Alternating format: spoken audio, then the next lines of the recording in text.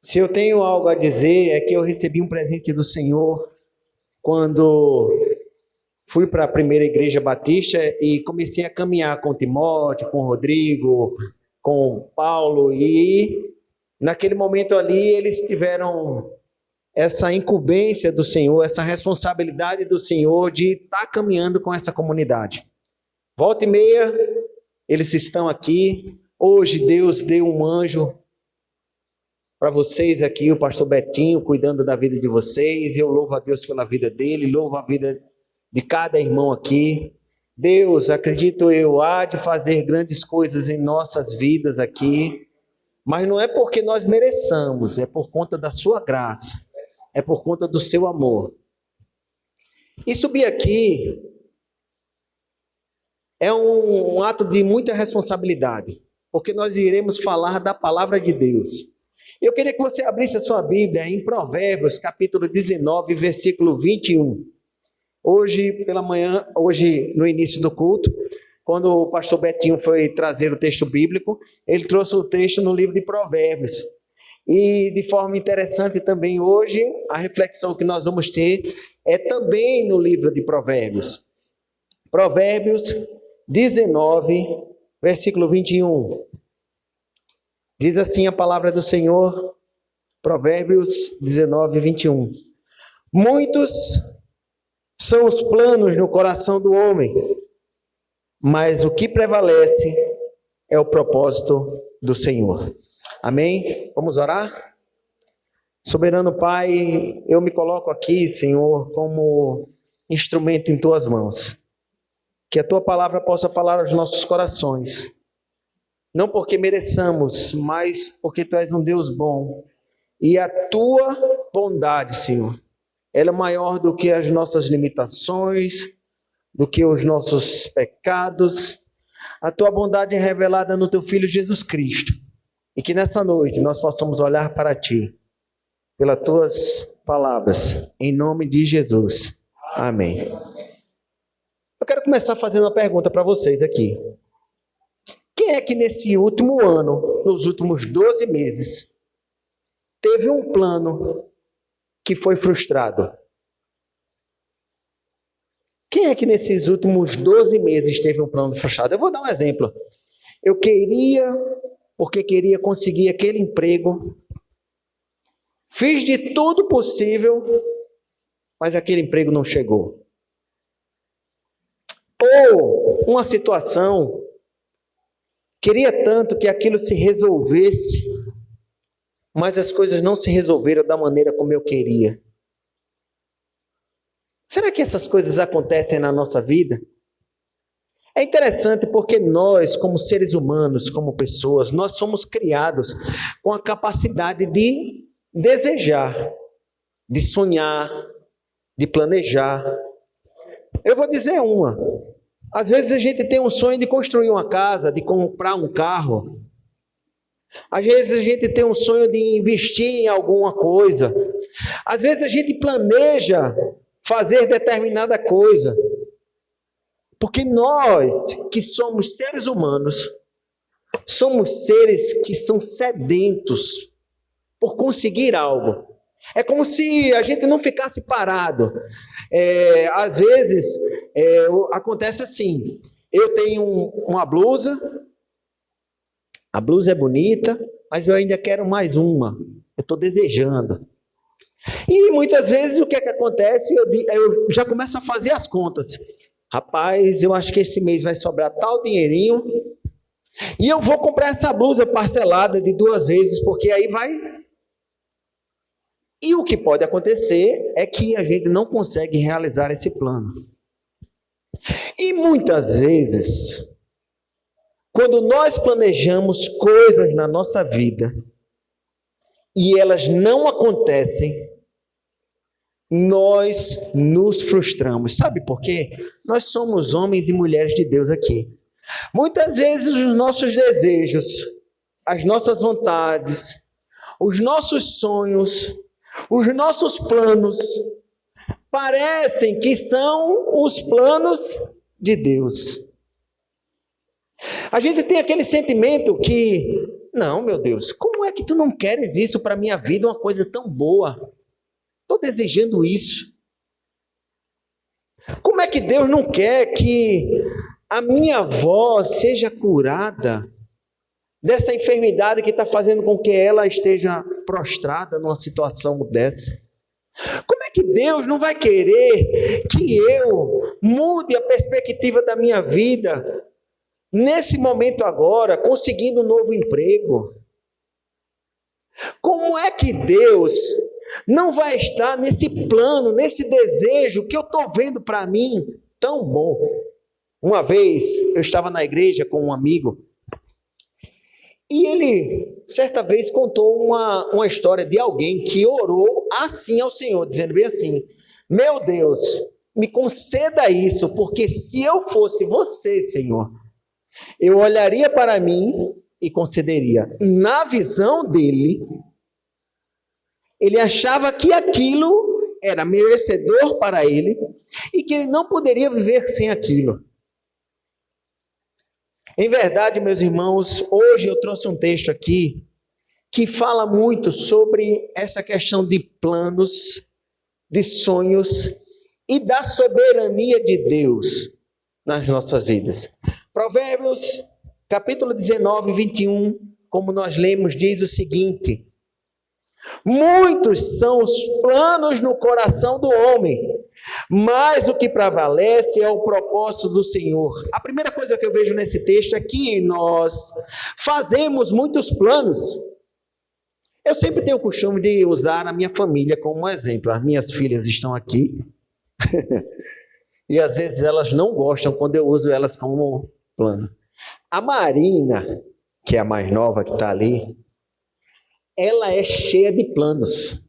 E se eu, não, pai, vamos fazer isso, e chega uma hora que eu digo não, aí a cadeira nem esfria, ela já chega com outro plano, já chega pedindo outra coisa, e essa é a realidade muitas vezes nossa. A gente vive num estado de querer mais, de sonhar mais, de planejar mais, de estar o tempo todo nisso.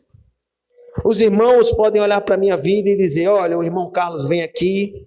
Irmão Carlos, para os irmãos que sabem, conhecem um pouco da minha história, eu trabalho no Banco do Brasil, trabalho lá em Recife, vou e volto. Mas volta e meia, sabe o que é que acontece comigo, meus irmãos? Eu fico fazendo planos para fazer um outro concurso.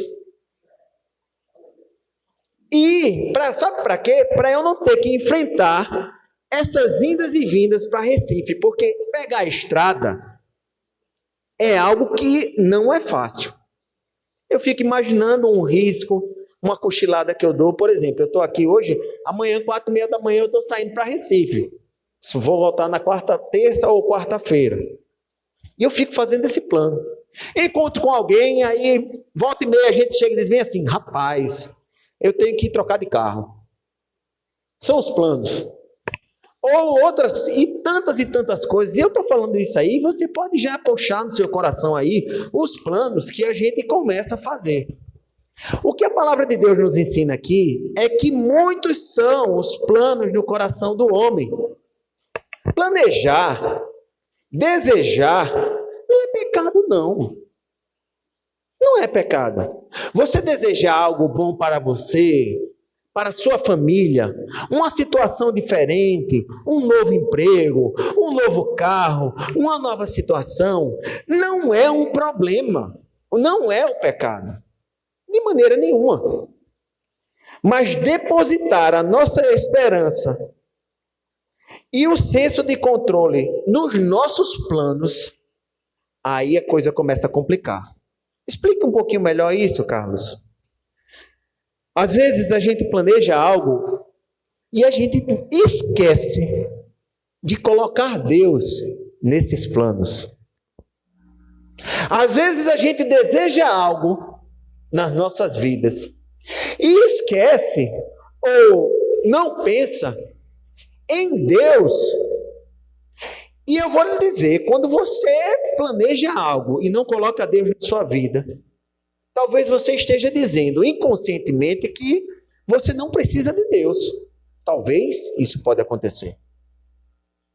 O texto nos fala que muitos são os planos no coração do homem. Abra aí em Tiago para mim, por favor, capítulo 4, versículo 13 a 15. Olha o que a palavra de Deus diz sobre esses muitos planos. 4, 13 e 15. Ouçam agora. Vocês dizem, hoje ou amanhã iremos para esta ou aquela cidade, passaremos um ano ali, faremos um negócio e ganharemos dinheiro. O que é que Tiago diz aí? Vocês nem sabem o que lhes acontecerá amanhã. O que é a sua vida? Vocês são como a neblina que aparece por um pouco de tempo e depois se dissipa. Ao invés disso, deveriam dizer, se o Senhor quiser, viveremos e faremos isso ou aquilo. Planejar, desejar, sonhar não é um problema.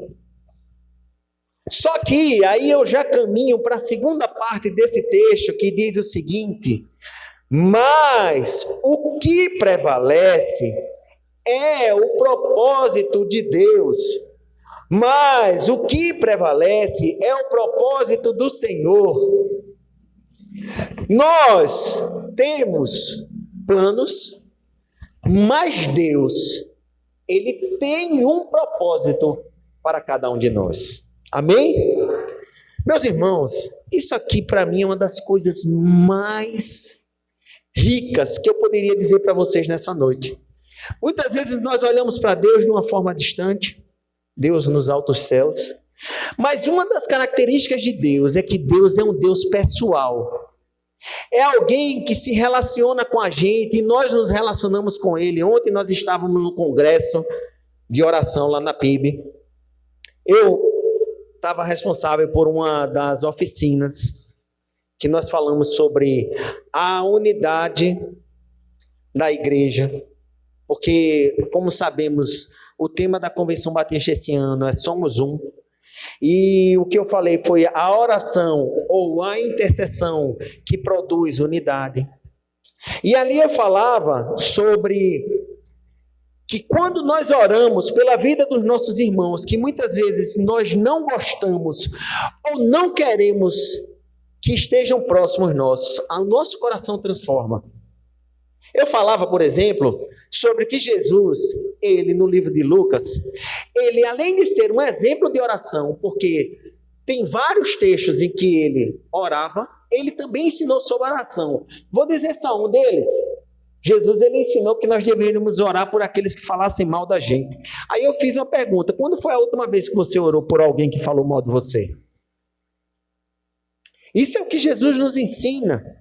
Quando nós oramos, as coisas acontecem não no nosso, na vida do outro, mas acontecem também muito mais no nosso coração. A oração, ela tem um grande poder. E nisso, na oração, eu falei sobre duas coisas ali. Uma, que a oração é relacionamento nosso com Deus. Antigamente, quando eu estudava mais a Bíblia, eu ficava pensando, quer ver eu ficar próximo de Deus? Vou ler a Bíblia um bocado, vou estudar um bocado, mas não é suficiente não, viu? Não é suficiente, porque você pode ficar só com o conhecimento das coisas e não ter um relacionamento com o Senhor. E o que é o relacionamento com o Senhor, Carlos? Oração. Será que nós temos vivido uma vida de oração com o Senhor? E o que é oração, Carlos? Oração é falar com Deus? Não é isso só. Oração é relacionamento, é intimidade, é estar na presença de Deus, é antes de tudo conhecer a vontade de Deus, é saber qual é o propósito de Deus para nossas vidas. E aqui nós chegamos no texto. Deus, ele é um Deus pessoal e ele tem um plano e um propósito para a vida de cada um de nós. E eu faço uma pergunta para você nessa noite: meu irmão, você sabe qual é o propósito e o plano de Deus para a sua vida? Talvez não estejamos próximos do Senhor por meio da própria oração. Mas isso é fantástico para mim, porque quando eu vejo que Deus, ele é um Deus pessoal, ele se importa com todas as coisas da nossa vida. Jesus, no Sermão do Monte, ele chega a dizer o seguinte, que ele olhe para as aves dos céus, elas não semeiam, não trabalham, e Deus cuida. Quanto mais nós, cada um de nós aqui, nós estamos diante dos olhos de Deus. Ninguém aqui passa desapercebido do Senhor. Deus, ele é um Deus pessoal e ele tem um propósito para cada um de nós. Quando eu estudava sobre isso, a mensagem, falando teologicamente, ela fala sobre a soberania de Deus. Aí eu fui estudar, eu tenho uma enciclopédiazinha lá de Champlin. E quando a gente discute sobre a soberania de Deus, e aqui eu não quero entrar tanto na parte teológica pesada, a gente tem o costume de falar sobre calvinismo e arminianismo. Eu não sei se vocês já escutaram falar sobre isso. Basicamente, para que a gente entenda, é que o homem teria o livre-arbítrio e o poder de fazer as coisas, e já no calvinismo, eu estou aqui parafraseando por cima, Deus ele já predeterminou ou já escolheu todas as coisas. Só que lá nesse comentário que eu tenho, ele chega a dizer o seguinte: todas as duas visões, elas trazem verdades parciais de Deus. Em que sentido? Nós, como homens e mulheres de Deus, nós podemos sim nos aproximar do Senhor, mas essa aproximação de Deus é por conta do amor dele.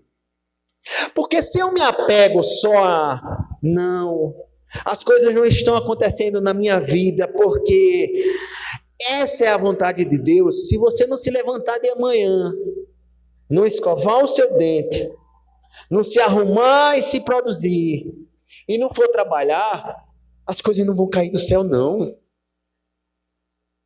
As coisas não vão cair do céu, não.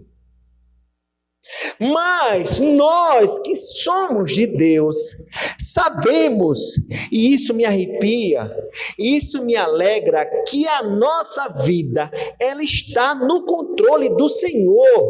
Não existe um fio da nossa cabeça que caia sem que Deus, ele tenha a ciência. Nada, absolutamente nada. Eu vou dizer um testemunho, na verdade uma história. Existe uma história de um poeta chamado William Cowper. E esse poeta, ele estava vivendo, isso para falar sobre a soberania de Deus. Ele estava vivendo um momento muito difícil na vida dele, isso em Londres, e ele pensou em dar cabo na vida dele, ele queria se matar. Não tem mais solução, Senhor, para ver como é a soberania de Deus. E naquele dia, a ideia que ele teve foi se jogar no rio de lá de Londres, que é Tâmisa, se eu não me engano, no rio Tâmisa. Eu vi essa história antes da gente vir para cá. E ele pegou um cara na carruagem, só que naquela noite que ele estava indo para o rio, foi uma neblina tão forte na cidade de Londres, que o próprio rapaz da carruagem se perdeu e não conseguiu levar ele para o rio, que ele queria tomar cabo da vida dele. Quando o rapaz o deixou no local, ele estava na porta de casa. Ele andou um bocado, e quando o cavaleiro lá foi desistir lá, ele estava na porta de casa. Sabe quem o levou para a porta de casa? O próprio Senhor. O que eu quero dizer nessa noite aqui é que você pode fazer os planos na sua vida, mas não esqueça de que Deus é quem conduz as nossas vidas. Não faça dos seus planos aquilo que você tem como mais precioso, porque o que a palavra de Deus nos ensina nesse texto é que o que prevalece na nossa vida é o propósito de Deus, e nós sabemos, nós temos um Deus de amor, um Deus de paz, um Deus de bondade. Aquela enfermidade pode aparecer na sua vida, só que não tenha dúvidas, os sofrimentos, as dificuldades, quando nós temos o coração correto, elas estão indo para o encontro do Senhor em nossas vidas. Talvez eu tenha vindo aqui nessa noite para dizer uma coisa para vocês: não se desespere. As coisas podem estar difíceis, podem estar, mas só que nós temos que acreditar que Deus, Ele tem um propósito específico para a vida de cada um de nós. Deus, Ele tem um propósito específico para a vida de cada um de nós. E eu não poderia deixar de ver um exemplo de alguém que sabia disso. Abra sua Bíblia em Lucas capítulo 22, versículo 39 a 42. Lucas, capítulo 22, versículo 39 a 42. Diz assim a palavra do Senhor: como de costume, Jesus foi para o Monte das Oliveiras e os seus discípulos o seguiram. Chegando ao lugar, ele lhes disse: orem para que vocês não caiam em tentação. Ele se afastou deles a uma pequena distância, ajoelhou-se e começou a orar. Versículo 42. Pai, se queres, afasta de mim esse cálice. Contudo, não seja feita a minha vontade, mas a tua vontade. Jesus, à beira do Getsemane, ele expõe a vontade dele para o Pai. Mas o que é que Jesus diz? Não seja feita a minha vontade, mas a tua vontade. Meus irmãos,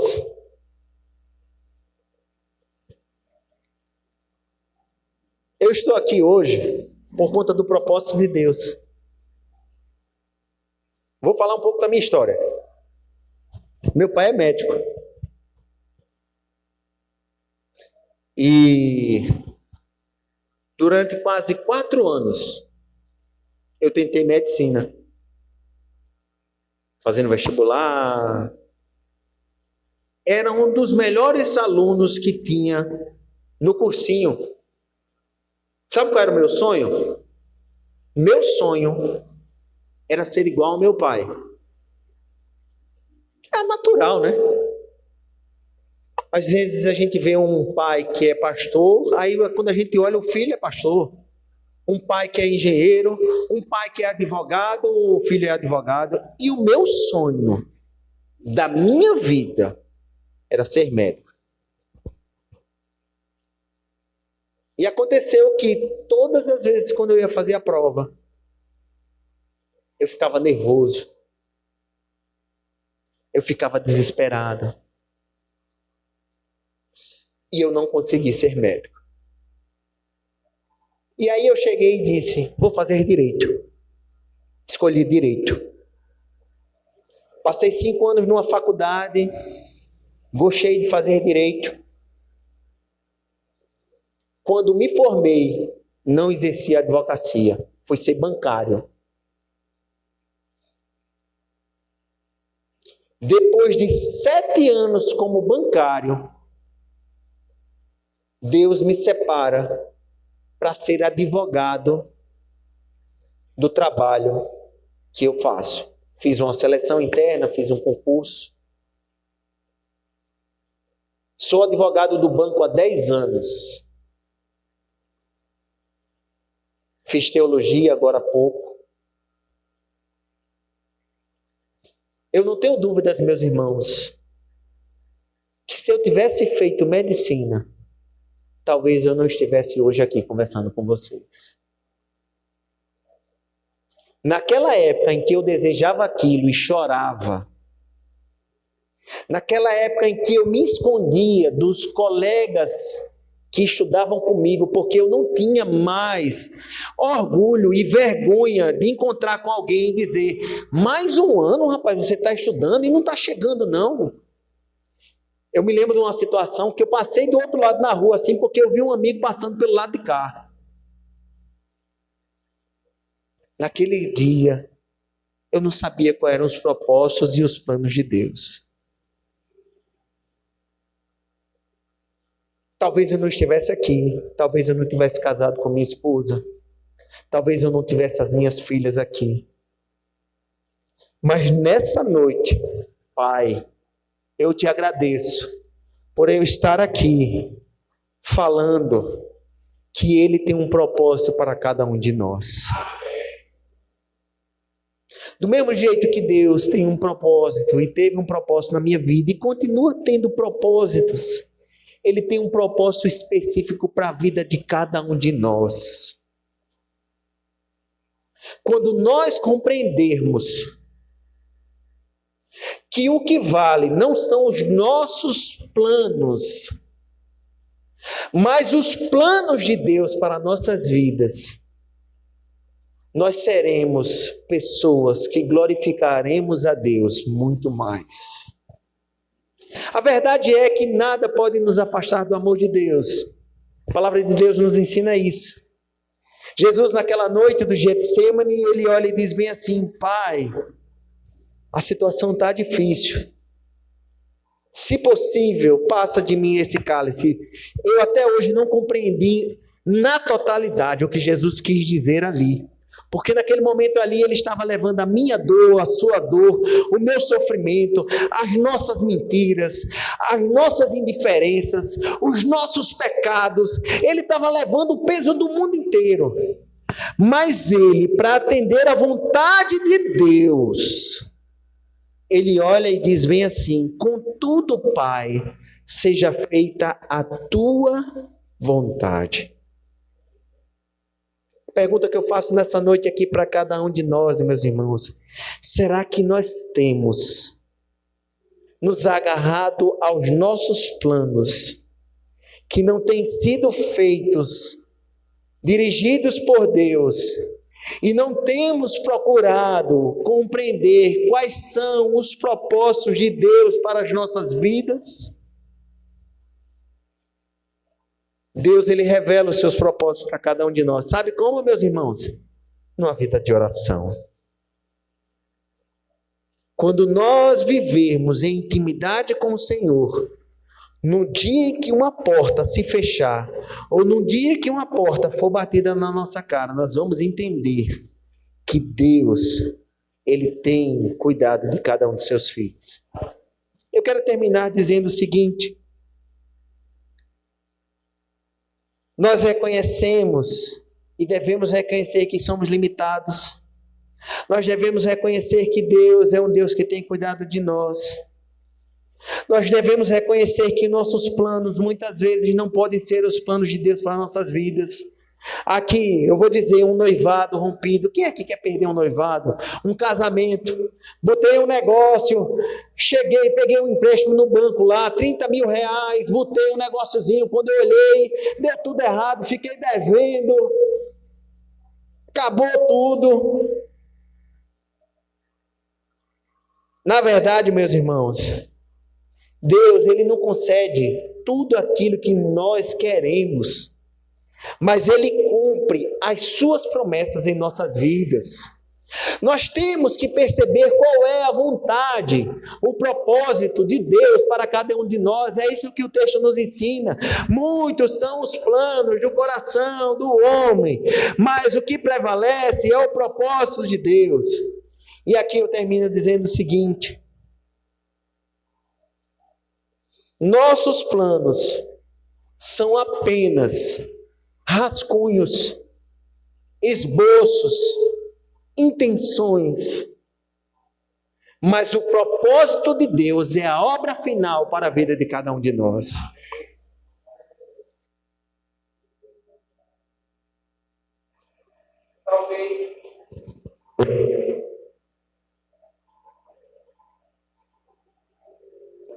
Talvez eu não saiba o que é que Deus quer para a minha vida. Eu não sei se pode acontecer alguma situação no meu trabalho em que eu seja desempregado. Eu não sei